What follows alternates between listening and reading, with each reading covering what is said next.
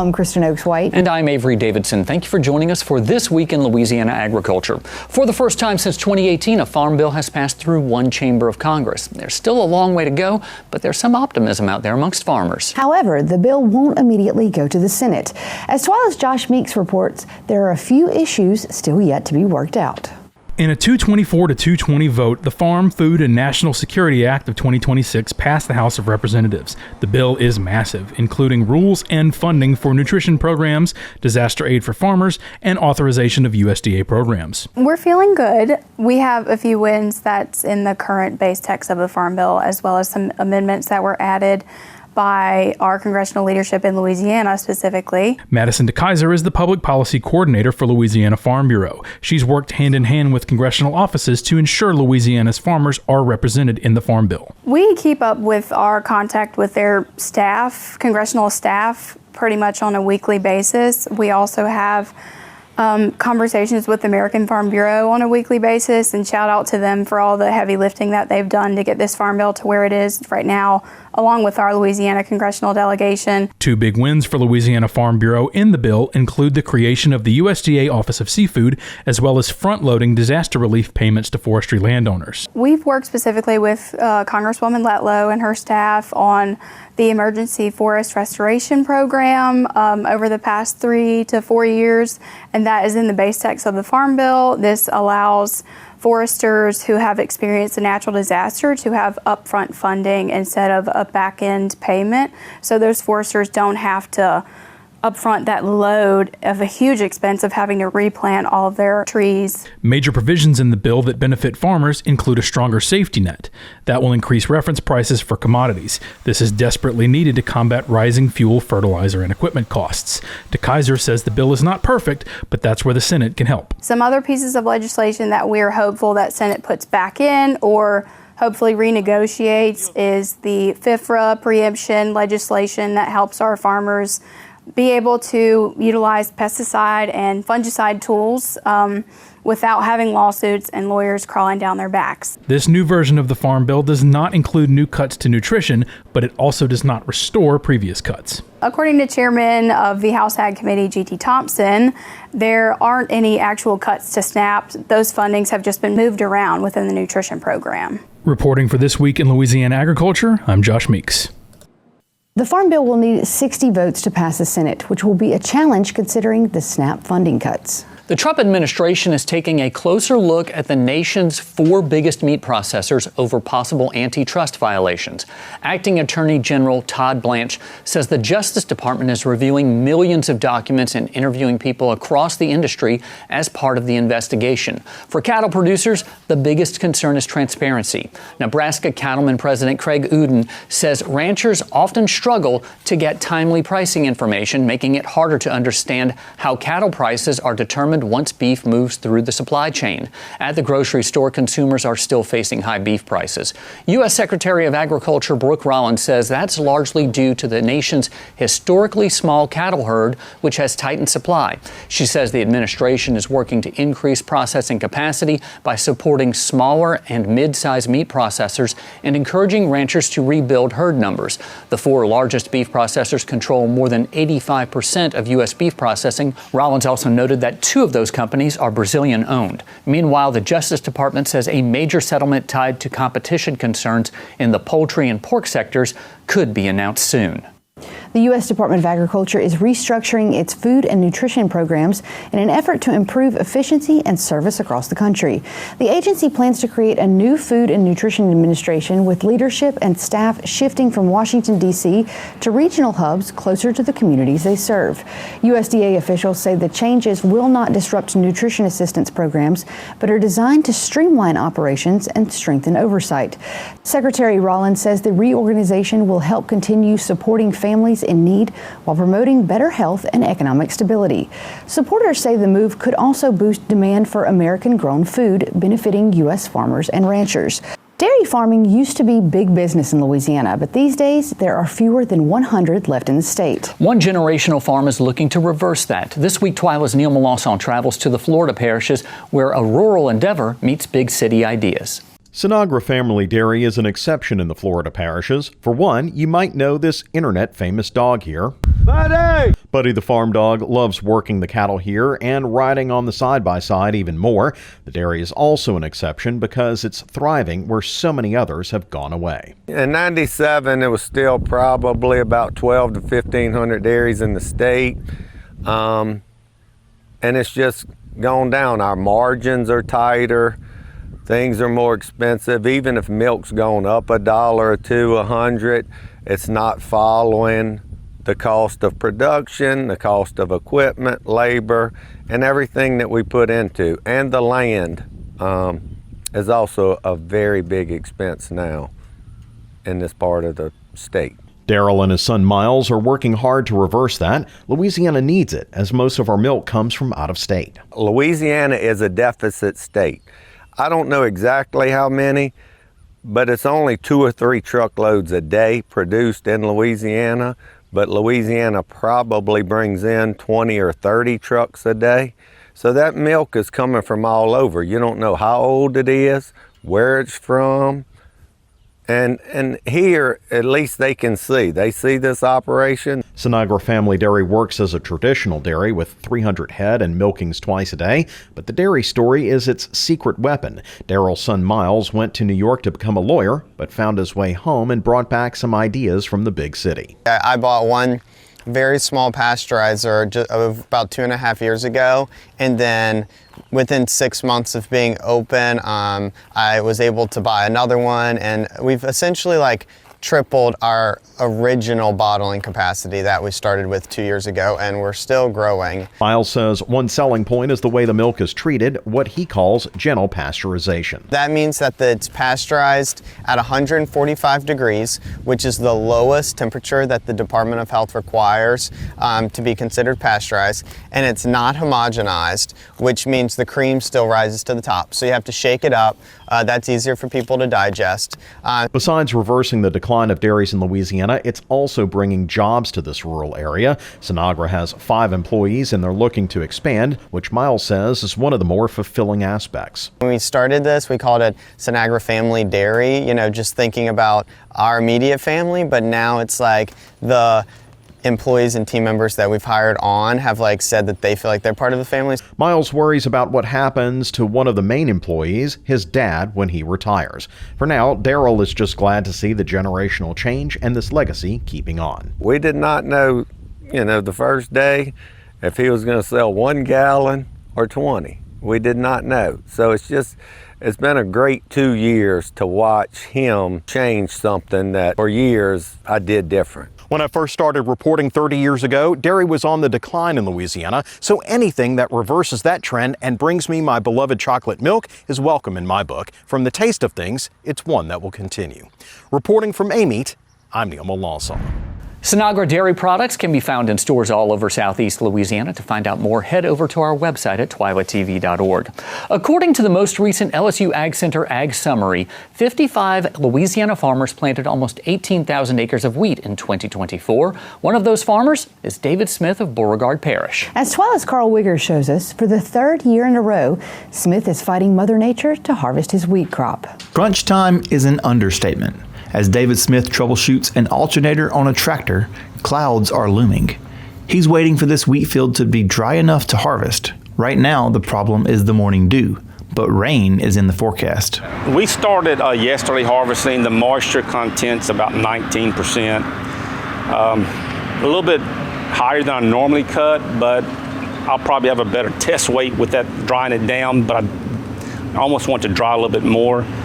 But with the rain coming Wednesday, tomorrow until next week, I need to go cut everything I can. Smith used to grow 1,000 acres of wheat. Now he plants only a couple hundred. A disease that hurt the commodity all across the state is to blame. A scab really came in hard about a good 10 years ago, maybe a little more, and just wiped out a lot of Louisiana's crop. Since then, a little bit less, just because of prices, conditions, weather. This is the 3rd year in a row that rain is coming in at harvest. For Smith and every other farmer, rain at harvest adds expense and hurts yields, all after the entire investment in the crop has been made.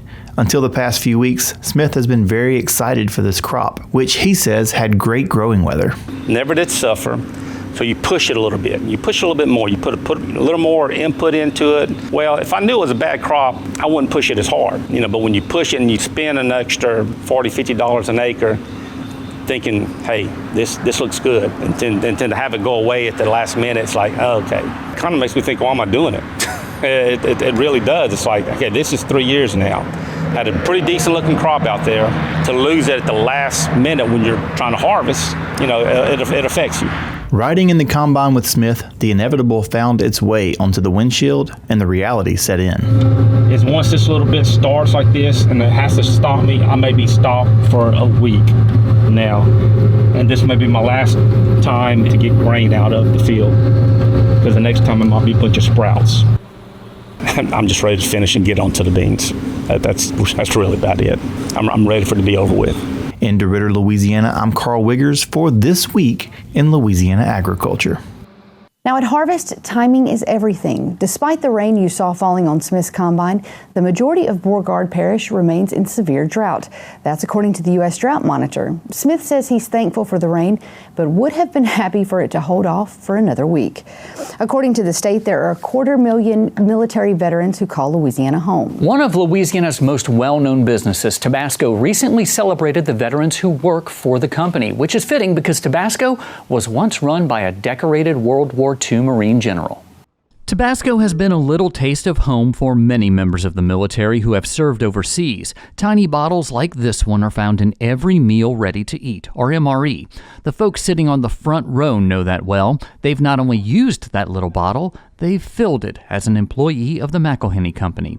At this event on Avery Island, Secretary of the Louisiana Department of Veterans Affairs Charlton McGinley is giving the Louisiana Honor Medal to 7 veterans who work at Tabasco. An institution like Tabasco is almost like a natural fit for veterans because you get to be with the machinery and doing your hands, and you're making something, you're producing something. And that's what veterans want. Right? What is your purpose? And here there's a defined purpose. It's like I am making an iconic worldwide brand right here in my backyard. We're just really excited to honor these employees today, and everything from sending sauce overseas to on request to those little glass MRE bottles that some people have seen overseas. Just any ways that we can support and provide that taste to home to the armed forces abroad. We're honored to be a part of it. Christian Brown is a member of the McElhenney family and the senior manager of strategic sourcing. He's proud of the family's history in the military and of veterans like Director of Vermiculture Bud Lee, who served in the U.S. Marine Corps. The relationship between this island and myself goes actually back to General Walter McElhenney, who was a Marine Corps, retired as a brigadier general, had served in World War II. I knew General McElhenney personally. A wonderful guy, just an incredible inspiration. He was CEO of McElhenney Company in Tabasco for many, many years. Walter McElhenney, seen here when he held the rank of captain, served at Guadalcanal, received the Navy Cross, the Silver Star, and 2 Purple Hearts. But it was another McElhenney who served in the Marines who offered Lee his job. I was having a quiet lunch at Avery Island in the Delicatessen, and Paul McElhenney, the CEO at the time, came in. Paul was an old Marine. He and I had been friends for a long time. He knew I had been doing mission work in Haiti, the country of Haiti. And he asked me if I would consider going to Haiti to grow Tabasco pepper, that they had never been able to get into Haiti and successfully grow Tabasco. I tell people all the time, when you thank a veteran for their service, ask them what's their story.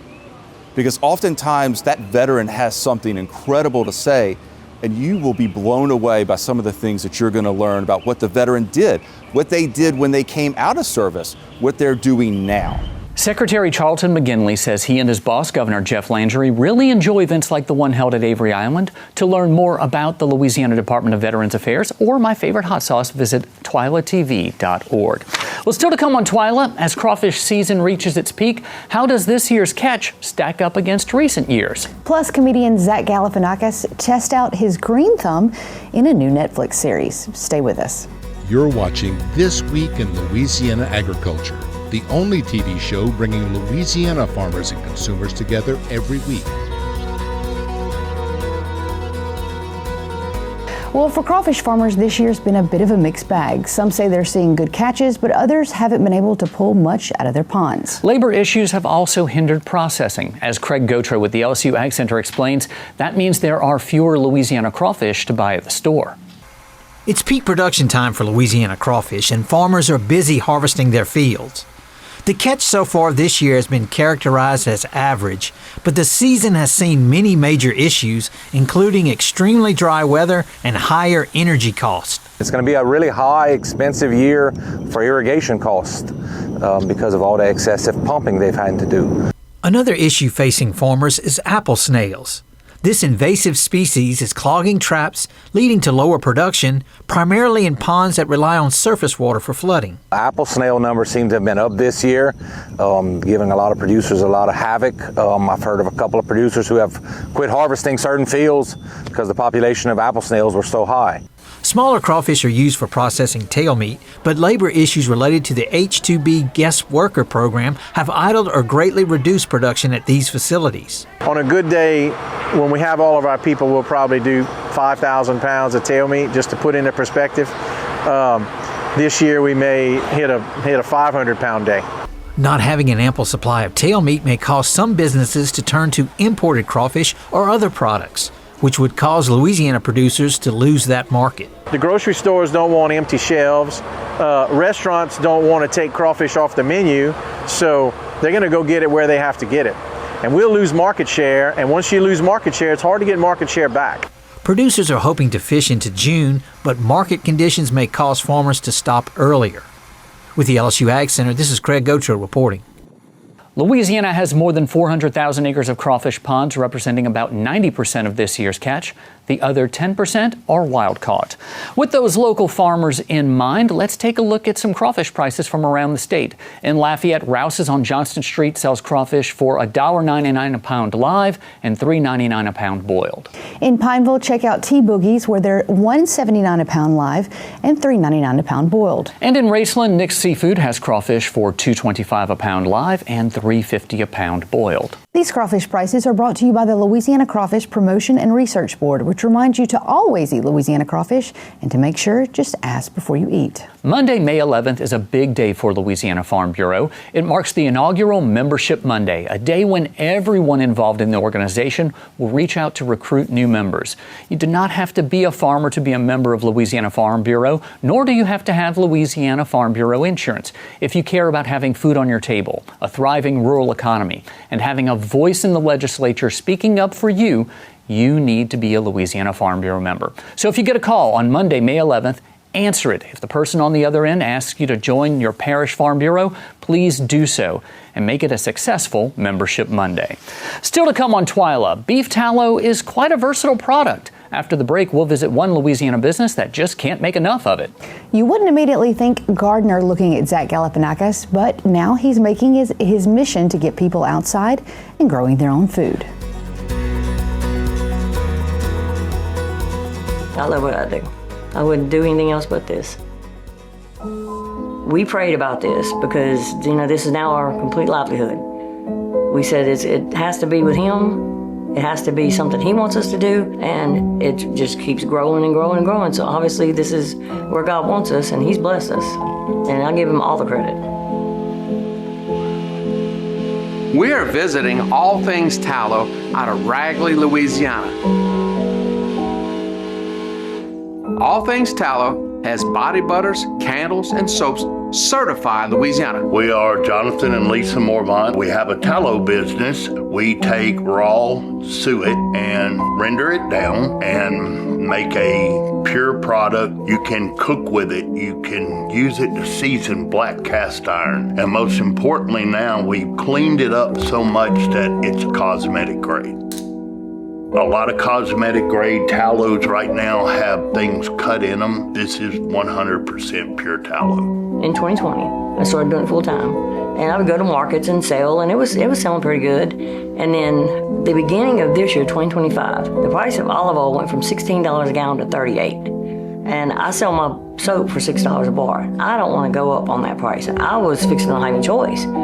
So I was talking to my husband, and He talked to Steve Goday that owns Gillis Meat Market, and he said, what about tallow, Jonathan? So they discussed it, and we decided he was going to start rendering it. So he rendered it, and I replaced the olive oil with the tallow.